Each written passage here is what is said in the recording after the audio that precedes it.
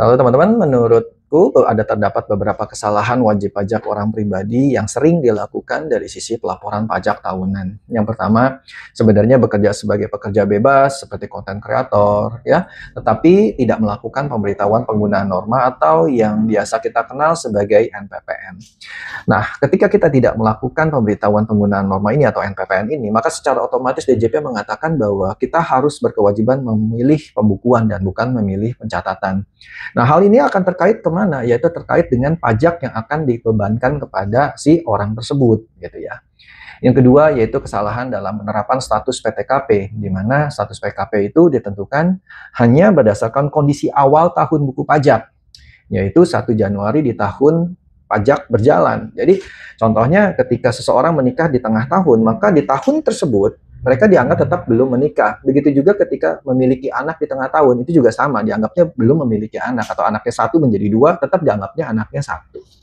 Terus yang ketiga, kesalahan di dalam penerapan tanggungan, khususnya terkait sedara dan semenda, di mana yang menjadi tanggungan dari sisi perpajakan itu adalah 1 garis keturunan lurus 1 derajat, ya baik sedara ataupun semenda, ya dari orang tua ke anak. Dan kemudian kalau semenda itu gimana ya?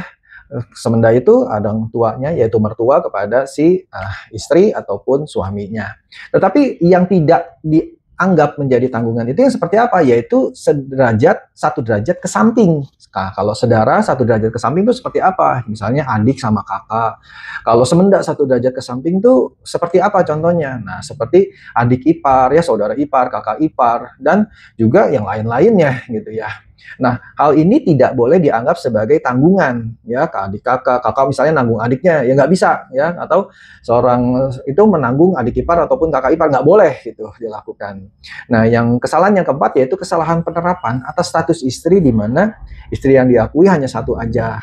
Nah, kalau mungkin berdasarkan agama boleh beberapa, tetapi dari sisi perpajakan ini hanya boleh diakui 1 saja.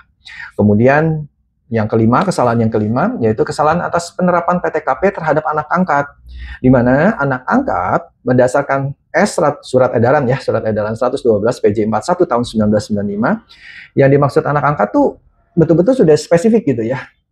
Jadi salah satunya syaratnya itu adalah seseorang yang belum dewasa. Belum dewasa tuh gimana? Dia punya 2 ketentuan, yaitu pertama belum 18 tahun dan yang kedua itu belum menikah.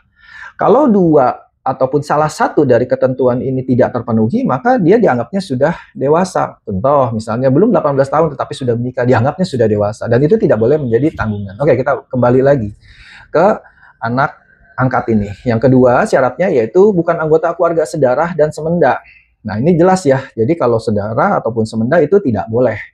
Terus yang kemudian yang C-nya yaitu yang syarat yang ketiga, yaitu menjadi tanggungan sepenuhnya dari WP bersangkutan.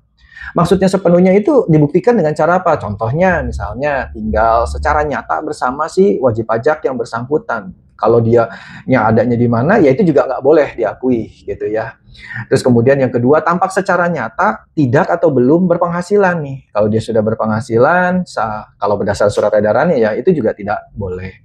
Terus kemudian yang ketiga, syarat yang terkait dengan itu, yang ketiga itu tidak turut dibantu oleh anggota keluarga lain atau oleh orang tua kandungnya gitu ya.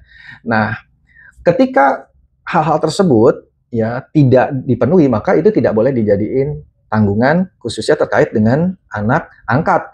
Apalagi jika si wajib pajak yang bersangkutan tersebut cuman menyumbang atau membantu saja. Wah, itu udah jelas-jelas bukan anak angkat yang dimaksud di dalam perpajakan. Karena konteks anak angkat itu dari sisi biasanya secara umum itu banyak gitu ya, anak angkat untuk misalnya seseorang membantu untuk pendidikannya dan seperti itu. Maka otomatis itu tidak bisa diakui. Oke, nanti kita akan lanjut ke bagian keduanya terkait dengan beberapa kesalahan juga ya.